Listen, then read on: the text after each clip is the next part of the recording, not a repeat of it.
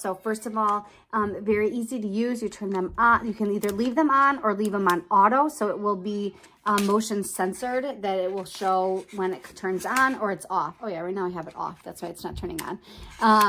And it comes with a charger. Now this is the coolest thing. This on the back is magnetic. So you can like screw this into the wall. It also has like sticky, so you could just stick it to the wall. And then this magnet's on and off. When you need to charge them, you can just take it because it's a magnet. You can take these off easily. And there is the charger right there. But this is going to be a game changer. My closet is really dark and I don't always like want to go and switch the light on because it's actually not in a very convenient place for me to turn on.